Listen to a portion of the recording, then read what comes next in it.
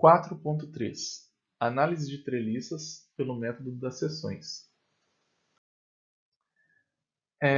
Como eu já falei, né, o método dos nós ele é o mais comumente usado quando a gente precisa encontrar as forças em todos os elementos de uma treliça simples, né? Então ele funciona muito bem quando a gente precisa achar todos os elementos daquela treliça. Agora, quando a gente está procurando apenas um elemento, né, análise de apenas um elemento, ou então em poucos elementos, né, daquela treliça, a gente utiliza o método das seções. Tá? E esse método das seções ele também pode ser utilizado quando a gente tem uma treliça que não é uma treliça simples, tá? Que não é feita, não foi projetada, não foi formada a partir daquele passo a passo que eu mostrei para vocês lá no início. Tá? Do triângulo, adicionando um nó e dois elementos lá. Então, a gente vai descobrir, então, né, aprender como é que faz o método das seções. Então, no método das seções, a gente faz da seguinte forma. Aqui a gente tem uma treliça, tá? E eu quero encontrar em um elemento apenas, né, os esforços atuantes ali. Vamos fazer de conta que estou atrás do BE aqui, tá? Então, o primeiro passo, igual no método dos nós, é calcular, né, a reação nos apoios, reações nos apoios aqui. C e E, no caso, G e E, no caso. Né? Então, a gente faz o DCL, né? Então, faz o DCL dessa treliça e calcula as reações em G e em E. Okay? O segundo passo é definir uma seção que passe por três elementos da treliça, um dos quais é o elemento desejado. E depois que tiver removido esses elementos, obteremos duas partes separadas da treliça. Então, vamos pensar aqui. Eu quero o elemento BE. Então, eu tenho que passar uma seção por esse elemento e mais dois elementos quaisquer. Nesse caso, B, eu poderia passar aqui, ó, uma seção aqui? Não, não poderia porque eu estaria cruzando BE mais três elementos, né? BD, BC e AC. E essa seção ela tem que passar direto para a treliça, não pode parar na metade da treliça, tá? Não poderia parar aqui, tá? Teria que dividir a treliça ao meio, tá? Aqui também não daria, por aqui também não daria, por aqui também não daria. A única forma de a gente traçar, encontrando BE aqui, ó, seria traçando assim na vertical, tá? Essa seção NN aqui, tá? Assim, o que eu faço depois? Eu elimino todos os elementos, né, que eu encontrei aqui, que a seção cortou, tá? Então eu iria dividir essa treliça basicamente em dois triângulos, né, ABC e DEG aqui. E esses elementos BD, BE e CE sumiriam, tá? Porém, eu deixo as forças deles aqui, tá? Então, no nó B aqui, por exemplo, ia ter a força em BD, tá? Mas eu vou mostrar aqui já no passo 3 como é que a gente vai fazer isso. Então, como a gente dividiu a treliça lá em duas partes, o passo 3 é selecionar uma das duas partes, tá? Eu posso escolher tanto a ABC quanto aquela outra parte lá. Aqui nesse caso escolhemos ABC, tá? Aí o que a gente faz com essa parte da treliça? A gente tem que manter as forças, né, dos elementos que a gente eliminou, né, e fazer um DCL dela. Tá? Então, assim que a gente faz o DCL dela, a gente vê que a gente conhecia P1 e P2, e agora a gente não conhece três forças, FBD, FBE e FCE. Okay? Então, a gente vai ter aqui um DCL, né, com três incógnitas. E o passo 4 é basicamente resolver esse DCL, né? Porque, diferentemente do método dos nós, nos nós a gente está vendo as forças todas em uma partícula. Então a gente não pode utilizar a equação do somatório dos momentos. Já nessa aqui é uma parte da treliça que a gente retirou. Tá? Então aqui a gente tem dimensão, aqui a gente tem. Eu posso analisar o momento em B e eu posso ter uma força C causando momento em B, por exemplo. Então, nesse caso aqui, a gente consegue calcular três forças, três incógnitas, porque a gente pode utilizar também a equação do somatório dos momentos. Okay? Então, basicamente, eu posso calcular, então, resolver nesse DCL calculando as forças FBD, FBE e FCE, utilizando as três equações de equilíbrio que a gente conhece do plano, né? E mais uma coisa. Agora, e se eu quiser apenas um, que é o meu caso lá que eu falei, FBE? Eu vou ter que saber como é que eu faço. Será que eu vou ter que encontrar FBD, FBE e FCE para eu ter o FBE? Eu preciso calcular as três de uma vez? Não. Se eu só quero encontrar uma, vai ter uma equação em que eu consigo isolar, consigo utilizar apenas uma das incógnitas que eu quero encontrar. No caso de FBE, a gente pode ver aqui que FBD e FCE, elas são forças aqui na horizontal, certo? Como elas são forças na horizontal, elas não têm, logicamente, nenhuma componente na vertical. E só FBE que tem um componente na vertical aqui. Então, se eu fizer o cálculo, por exemplo, das forças em Y, né, somatório das forças na vertical igual a zero, eu vou ter então que FBE vai ter a componente de FBE aqui, que é FBE vezes o seno desse ângulo aqui, que vai ter que igualar, né, vai ter que equilibrar com P1 e P2 aqui, que também estão na vertical. E é esse equilíbrio aí que vai me dar a força em FBE. Legal, né? Ah, e se eu quisesse então em FBD? Eu não estou interessado no FBE, nem encontrei FBE nem FCE ainda, mas eu quero FBD. E se o elemento fosse FBD? Então, quando as outras duas incógnitas elas não são paralelas entre si, né? Como é que a gente faz para calcular a outra sozinha? O que a gente faz? Então, quando elas não são paralelas, a gente sabe que elas vão se encontrar em algum ponto, né? A linha de ação delas. Então, aqui no caso, eu estou procurando FBD. Como é que eu vou anular FBE e FCE? Como é que eu vou usar uma equação em que não apareça FBE e FCE? A prática, a ideia é fazer o seguinte: pegar o ponto em que as linhas de ação dessas duas forças que eu não me interesso se encontram, que nesse caso é o nó E, né? Seria o nó que os elementos aqui se unem, né? E calcular o momento, né? O somatório dos momentos nesse ponto. Aí, como essa força e essa força elas são aplicadas nesse ponto E, elas não geram momento em E, apenas FBD, P1 e P2. Entenderam? Então, se eu fizer o somatório das forças em E, vai aparecer só FBD de incógnita, eu já encontro ela de primeira. E se eu quiser FCE? Mesma ideia, tá? Então, se eu quiser FCE, eu calculo o somatório dos momentos em B. Que aí FB e FBD não aparecem e nem P2, só vai aparecer P1. Olha só que interessante. P1 e FCE, certo? Então a gente vai ter aqui que FCE gera momento em B e P1 gera momento em B também. Então, assim, a partir de apenas uma equação, a gente consegue fazer o cálculo de uma dessas três incógnitas aqui, tá? Então, basicamente é esse o método das seções. A gente vai fazer um exercício aqui daqui a pouco, né, para mostrar como é que é o cálculo, né, como é que a gente faz a análise, né, quantitativa, né. Vamos fazer um exemplo aí.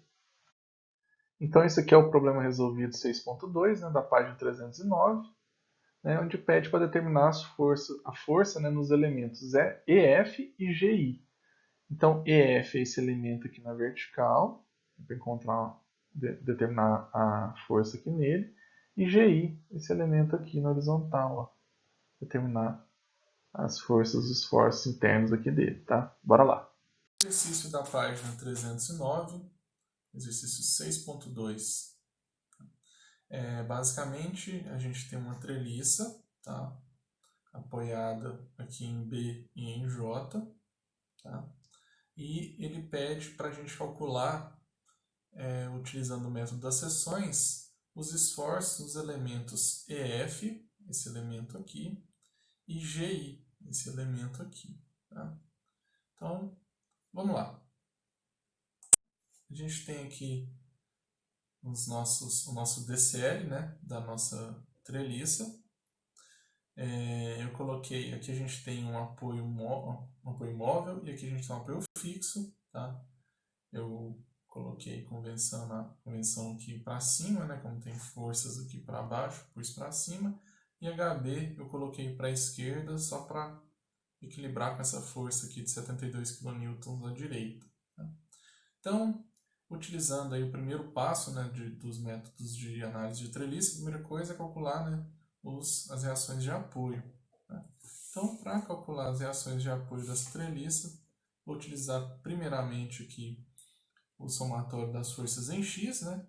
A gente vai ter apenas duas forças, né, HB e os 72 newtons, quilonewton, então já diretamente eu já sei, né, que o meu HB é igual a 72 kilonewtons. Exatamente, já montando a equação a gente já tira esse valor, né? Então HB 72 kilonewtons. O segundo que eu vou fazer aqui é calcular VJ, calculando a partir dos momentos, né, em B. Que aí eu elimino, né, que eu passo por o VB passa por B aqui, então eu elimino VB e HB, vou ter só uma incógnita. Dessa forma, eu tenho aqui os momentos das forças as forças que causam momento no sentido anti-horário é só VJ, né? VJ vezes 4 vezes esses 2,4 metros aqui, né? Então 4 vezes 2,4 vezes VJ, que vai ser igual, né, ao somatório aqui dos momentos no sentido horário. Então a gente tem essa força aqui de 126 kN a 2,4 metros e uma outra de 126 kN também a 3 vezes 2,4 metros aqui. Então eu já deixei em evidência o 126, né? E coloquei 2,4 dessa daqui mais 3 vezes, né? 1, 2, 3 vezes 2,4 da outra. Tá? Mais 3 metros aqui vezes a linha de ação aqui, né? 72 kN. A gente vai ter então um VJ igual a 148,5 kN. E por último, né, agora a gente pode utilizar o somatório das forças em Y. Né? A gente tem VJ, H e VB, só o VB que a gente ainda não conhece. Então, VB mais VJ vai ser igual a 2 vezes 126. Então, a gente vai ter um VB valendo 103,5 kN. Então, VB vale 103,5 kN e VJ 148,5 kN. Tá? Agora, o próximo passo é a gente fazer a divisão da treliça aí no elemento que a gente está querendo encontrar. Então, vamos lá, né? Primeiro passo, né, o segundo passo, na verdade, né, para a gente fazer o método das seções, né, o primeiro passo foi calcular as reações de apoio. Agora, no método das seções, a gente tem que fazer uma seção, né, fazer um corte em uma seção em que encontre, né, esse corte ele tem que passar pelo elemento que a gente está querendo encontrar. Né? No caso, nós estamos querendo encontrar inicialmente o elemento EF, tá? Os esforços no elemento EF. O elemento EF está aqui, ó, na vertical. E a gente tem que passar uma seção que corte esse elemento EF e mais outros dois, até no máximo 2 elementos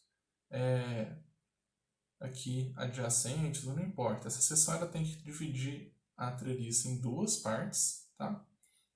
E esse corte tem que passar obrigatoriamente pelo elemento que a gente está querendo encontrar. Aqui no caso, se eu fazer um corte assim, eu vou passar por 5 elementos, ó, C, E, D, E, F, F, G e FH. Né?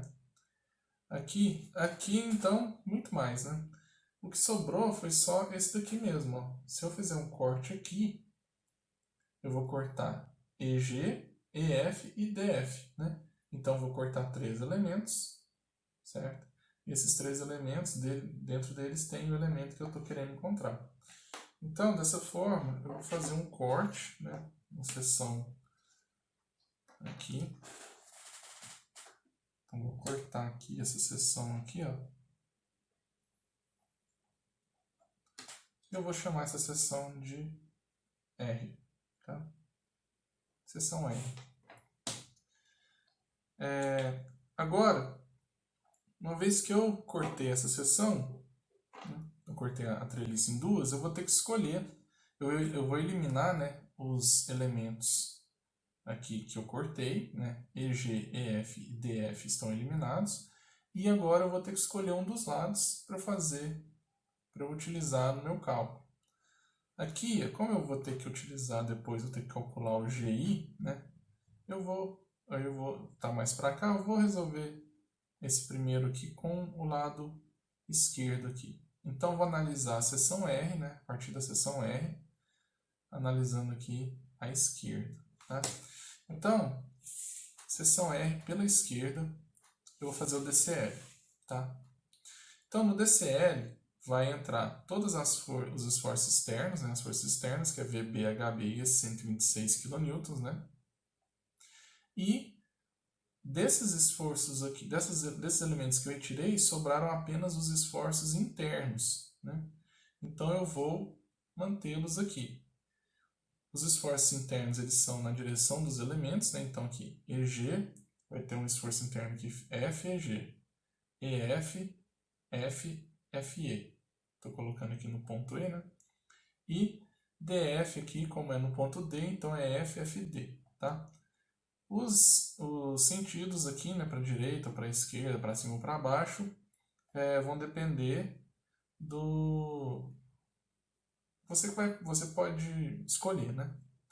Aqui no caso, eu sei que HB é 72 kN, eu acho que FFD mais FGE daria HB. Mas no caso nem me importa FGE e FFD, porque o único que eu estou interessado é o FFE, né? E o FFE eu pus ele para cima porque eu sei que o VB ele é 103 e o 126 que é para baixo é maior. Então vai ter que ter um outro ali para cima para equilibrar, tá? E aqui a gente já dá para ver de primeira, né, que para a gente encontrar o FFE é só a gente utilizar a equação, né, do somatório das forças na vertical. Né? Não vamos precisar utilizar de momento. Poderia, né? Porque aqui ó, você vê que eu nem coloquei aqui os elementos de dentro aqui, ó, porque eu estou considerando ela como um corpo rígido, só fiz os elementos no contorno, tá? Ele é um corpo rígido inteiro.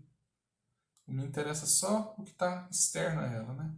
Que é essa força FFE aqui no caso, né? Que é o que eu estou querendo encontrar. Então, se eu colocar o somatório das forças na vertical, vou ter apenas FFE, esse 126 kN e VB. Então, vou calcular. Então, a gente tem aqui o somatório das forças em Y, né, que vai ser FFE mais VB, que estão para cima, tem que ser igual a 126 kN que está para baixo. Dessa forma, eu encontro que o valor de FFE é de 22,5 kN. Tá? Positivo, né? Então quer dizer que eu acertei no sentido aqui, a força realmente é para cima.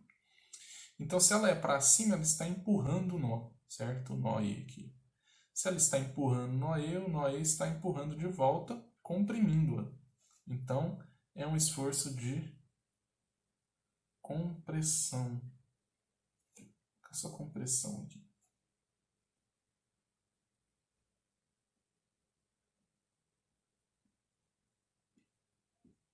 Tá?